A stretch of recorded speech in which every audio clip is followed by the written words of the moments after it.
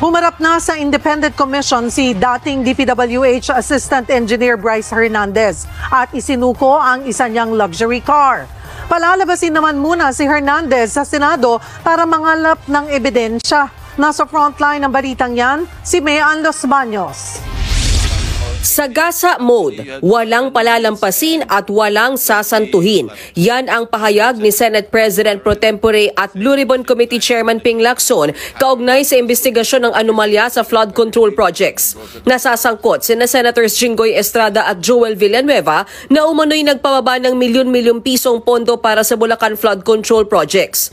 Pero giit ni Senator Lacson, kailangan ng resibo. Kaya hiniling niya kay Senate President Tito Soto na payagang pansamantalang makalabas ng detention si Bryce Hernandez para mangalap ng ebidensya. Inaprubahan na ito. Bukas Sabado mula 6 a.m. hanggang 6 p.m. makakalabas si Hernandez kasama ng OSAA, escort at abogado. Ialisin ng contempt. Ang binilingkuran sa mga abogado namin kailangan closely coordinated do sa lawyer ni Bryce Hernandez.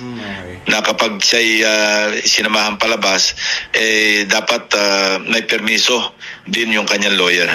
Matapos ang pagdinig kahapon, nilinaw ni Lacson na hindi pa absuelto sina Villanueva at Estrada. Dagdag pa ni Lacson, tila may selective memory si Hernandez at hindi pa ibinubulgar ang lahat. Gayunman, hindi rin daw ligtas o safe sina Estrada at Villanueva matapos matukoy ng komite ang 355 million pesos na itinuturo kay Estrada sa 2025 GAA at 600 million pesos na itinuturo naman kay Villanueva mula sa unprogrammed funds ng 2023 GAA. Mariin nila itong itinanggi. Hindi po tayo ang nagpasok sa unprogrammed funds at madali pong patunayan yan.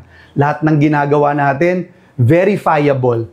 Ang mga ebidensya na ibinabato sa atin, hanggang ngayon wala at hanggang ngayon nagkakalap. Ang ordinaryong senador po, wala pong ganyang kapangyarihan. O ang akiloob na sa bandang huli, ang katotohanan ang mananig at ang akusasyon laban sa akin ay malalantad bilang walang saysay na paninira.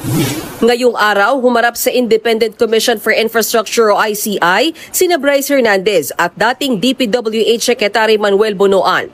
Isinorender din ni Hernandez ang isang luxury car na nagkakahalaga ng 13 million pesos. Ayon kay ICI Special Advisor Mayor Benjamin Magalong, malaking lead para sa kanilang investigasyon ang mga inilahad ni Hernandez. Nagbabalita mula sa frontline, Mean Los Baños, News 5.